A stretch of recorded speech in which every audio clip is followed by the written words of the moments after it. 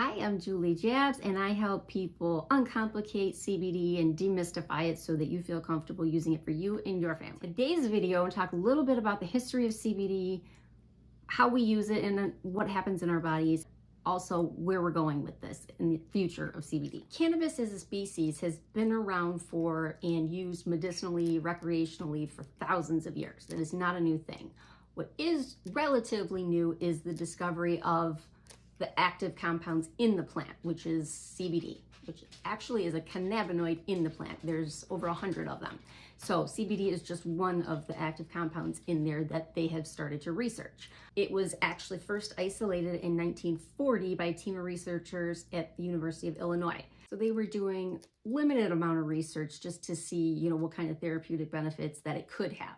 In the 1990s is when it was discovered that we all have what's called the endocannabinoid system. So all mammals have this complex receptor system in our bodies.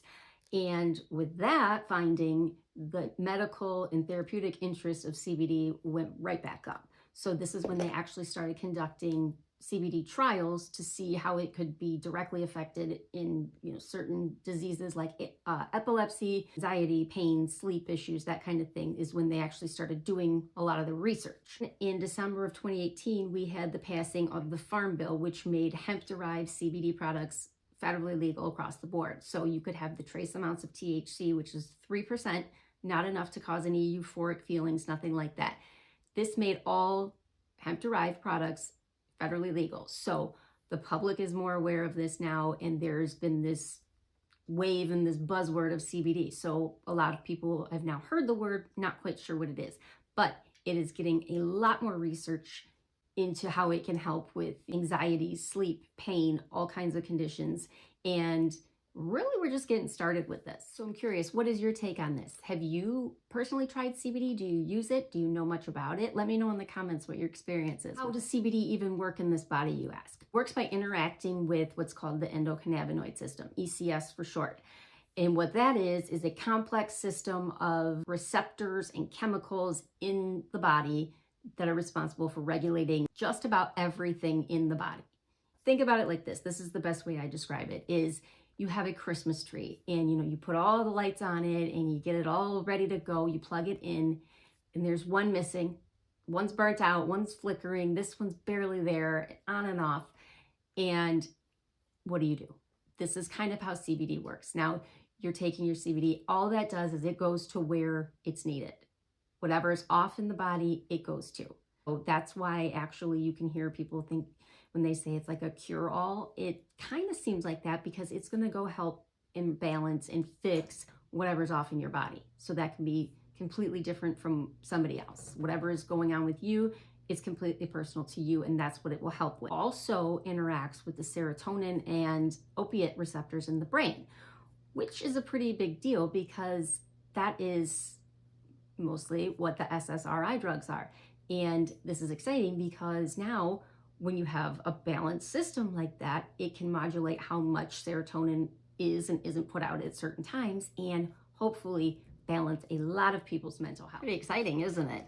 So right now, the hemp CBD industry is already at $22 billion and it is expected to grow 41.5% by 2025. I say this is probably the biggest medical discovery of our time. It's going to change the way we do medicine in general. Right now, we have 26% of American adults using CBD on a regular basis, whether that's for sleep, pain, stress, focus, whatever the case may be.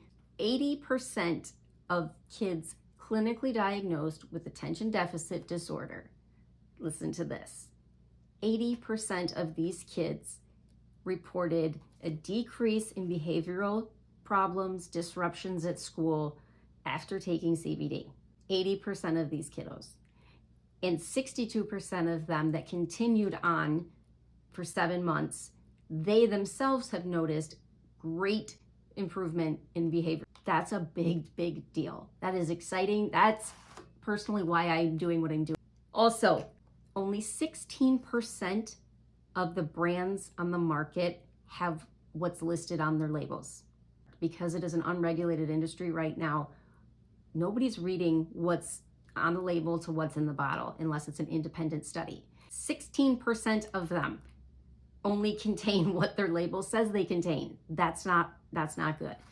It's definitely here to stay. It is not a fad. It's a game changer when it comes to health and wellness. So I hope that was helpful. I hope I cleared some stuff up for you. But if you have any questions still, feel free to leave them in the comments or reach out. I am happy to help. And don't forget to subscribe for more education. See you next time.